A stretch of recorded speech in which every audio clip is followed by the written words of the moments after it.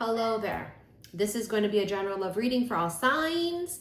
And Jordan convinced me to start recording horizontally. I'm going to test it out. We'll see.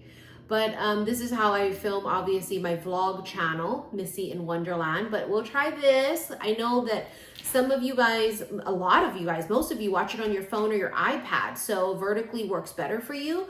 But let me know in the comments if you guys prefer for me to film vertically or if you like this horizontal view instead. For those of you who watch a lot of YouTube on TV like me and Jordan do, then you obviously like the horizontal version better. But let me know. I want to know what you guys think, okay?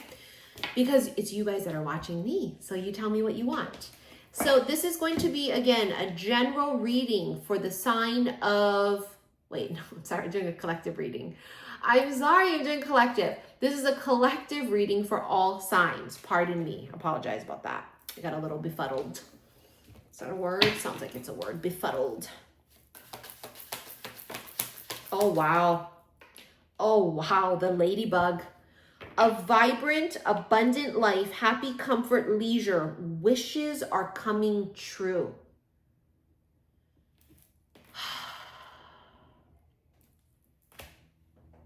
Somebody's wish is coming true. I just recorded another collective reading before this one, and it was the Star card repeatedly, which can be the card of Aquarius, but it also is the card of a wish. Is someone's wish coming true? I mean, it says it in the card. Wishes are coming true.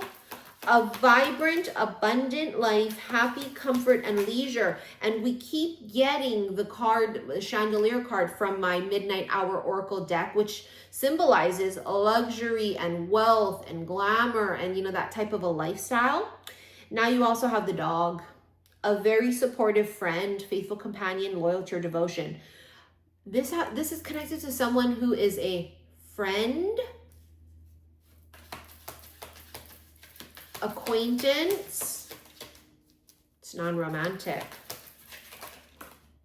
The woman and the tower, stand alone. The tower is a different kind of tower. This one is stand alone.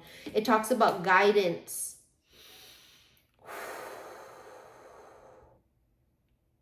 This feminine here is a powerhouse.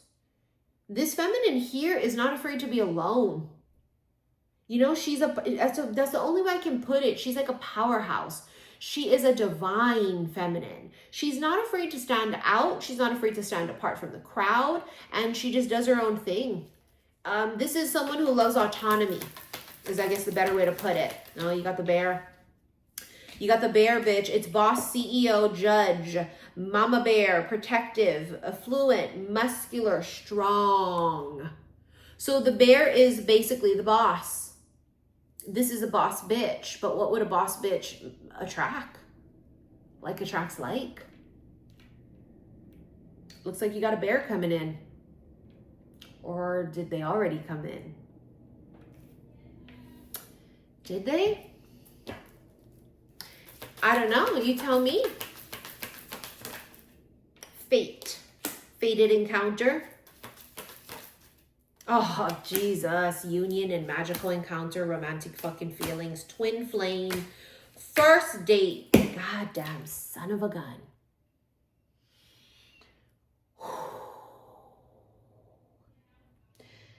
It's union here is destined and fated to happen. I mean, first of fucking all, let's just start there. Okay, this union has been written in the stars. It is fated to happen. It just is. I know it's the whole thing about, well, with who? With the one you're meant to be with. First date. Yeah, this is definitely a twin flame connection. You have the magical encounter here. It's going to be magical. The first date, I just did that reading. I did that new type of reading called The Last First Date You'll Ever Go On. And what I was doing was basically feeling out and predicting how the first date would go. And that reading was magical. And that's exactly what this right here feels like. It's like magical. It doesn't mean that it's the very first time you've met, because you may have met, and yes, there was something there and it was magic then there too. But this is connected to an actual first date. And I feel like most of you have not gone on an official first date with this person. You didn't. There are very strong romantic feelings here as well, too. I mean, obviously, but the card indicates it. Very, very, very strong romantic feelings. This person here, it's like you guys have mental telepathy too. It's like the quietness between you is loud as fuck. And it's like you could hear a pin drop audibly. But when you have silence between the two of you, oh my God, it's loud as fuck. I'm gonna get one more from my C'est La Vie Oracle. Oh, I forgot to tell you guys. You know, you've heard me talk about it throughout the year that, you know, I have my 4 Oracle decks and they take forever to be printed because I print them in really large quantities and they come out of country. So for those of you that are still waiting for your pre-orders for my other decks that I have existing, trust me, I know, and I apologize and I thank you for your patience, but I trust in divine timing. But I've been working on my 5th deck and I've talked about it this year. I'm calling it Chapel Rose because that energy just came through really strongly of like chapels and churches and sacred and like, roses and that kind of I don't know, that's just what was channeled to me. So that 5th deck is going to be coming out as soon as I can get my hands on it, as soon as I finalize it and send it to the printers. I am probably finalizing that tonight. I will be putting pre-orders for them up immediately when I do. You'll know because I'll put it in my Instagram stories, xi_missy_xi, and I'll also put it on my website in the product section page. The reason I have to do pre-orders immediately is because I need to order the decks because they take forever, okay? And they come from out of country, and I'm telling you, it's like a whole thing. Like if you ever ordered stuff from out of country that are of bulk weight, it's like a production. And they don't, I think the order one that I always pick is the one for expedited, but sometimes they don't give me the option. And then it has to go through customs. It's a thing, okay? Like I guess for some people who create tarot cards, they don't order like so many or something, or maybe whoever they're using, it doesn't go through this whole process. But when I order decks, like sometimes I'm ordering 100-something decks at one time. And can you imagine 100-something decks in boxes? It's freaking heavy and it has to go through customs and it's a fucking production. So for those of you that are interested in this new upcoming 5th deck that I have, like I said, I'm going to post it up in my stories when they're available for pre-order. I wouldn't wait. Number one, I want my decks to always be very exclusive. So they're never just available for pre-order. I will sometimes put more pre-orders. Sometimes I don't. Sometimes I do. But all of my decks, I prefer for them to be exclusive, right? And this is not going to be any different. So I will only have like 55 decks available for pre-order. I don't know, the number 55 feels really good. And then when the 55 sells out, I am going to cut orders off. And in the future, maybe I will offer more pre-orders. I don't know. But in any case, because I keep forgetting to talk about it, I just keep forgetting. See, you guys thought I was sitting around twiddling my thumbs doing not a damn thing. But that wasn't the case. You have abundance here.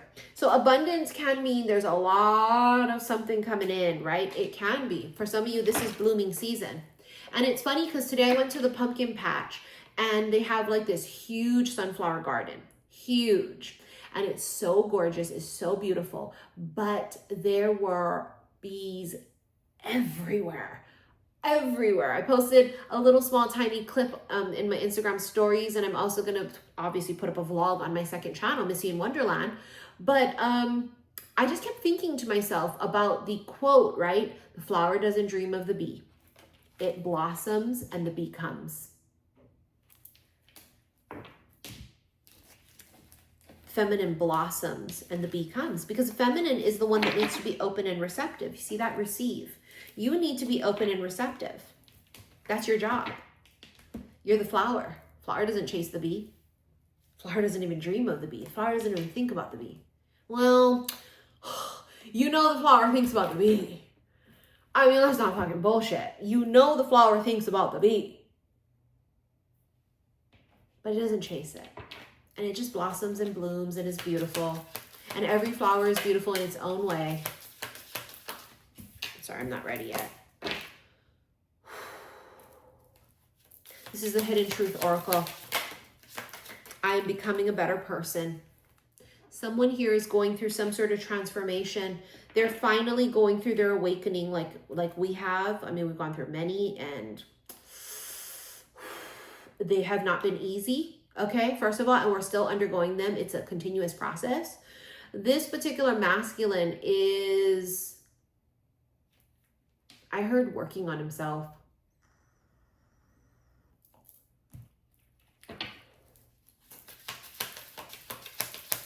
Well, don't fucking come to me about that. He is, and that's a good thing. Why would that infuriate you? I love you. I love you. It's ruining my life. I touched you for only a fortnight. I hope that you can forgive me one day. Oh, forgiveness is essential here. You speak to me through music. I wonder if you are happy without me. I'm so attracted to you. A couple people have commented that they want to see the cards better. This is the best we're going to get because I don't do the overview where you only see the cards. I just don't do those. Sometimes I will if like I'm not camera ready, but to be honest with you, those are rare hand only readings. This is the best we'll get. I try my best to show you each card, but to be quite honest with you, sometimes I'm so engrossed in channeling the energy that I don't think to do so unless it's something that I want to show you on the card or like I consciously think of it. I am grateful for the spiritual lesson. I knew exactly what I was doing. We need to let each other go. That feels important because it feels like separation in this connection of twin flame connections in general. We know separation is part of the process because you need to go your way and work on you. They need to go their way and work on them. All right, flower doesn't dream of the bee. She just blossoms. You gotta do that alone. It almost is like their higher self kind of, well, obviously our higher selves know everything, but their higher self, I almost just feel like kind of nudge them a little bit to sort of disconnect and push away. And yes, their fears and their fucking anxieties about this whole thing did the same thing as well too. But it's like a weird thing inside of them that has said, not yet, not right now. And they don't know where that voice is coming from. But that voice is the voice of reason, really, to say you're not ready and you've got to go and work on you and you've got to go do your thing. And they have to go and work on them and they've got to continue to blossom. And when the time is right, the bee will come to the flower. It's feeling like the bee is coming to the flower. It's time for me to heal now. I mean, you just can't make it up. You just can't make it up. Give me one more. I bury myself in work to forget you. Sometimes I stay awake thinking about you. Yeah, this person might use work as a distraction, especially if they have one of those types of jobs, which I assume they do. They came up as the bear, the boss. Right? So the boss, the bear energy, he would be in charge of things and he would be the head honcho or he would be like an entrepreneur. He would be someone that would have a lot of responsibilities at work. He's very busy. And I think that that's like a thing where it's like, I'm so busy, I have to work. Well, sure, I'm sure you do. But it also is like what they use as a cover to, I mean, it's a fucking excuse. Because it's one of the only times that they have some sort of relief of not thinking about this connection. This is what I'm feeling, is that this particular person here, this masculine, can't eat, sleep, or breathe without thinking about you. And I said what I said. Because I think even when they're sleeping, they dream of you sometimes. They can't eat, sleep, or breathe without thinking about you. That's pretty fucking intense. It's pretty fucking intense. There's something about a light bulb moment. It's like, ding! A light bulb moment for this masculine. You can call it an awakening. You can call it an epiphany, but I saw a light bulb. It's a light bulb moment. They have,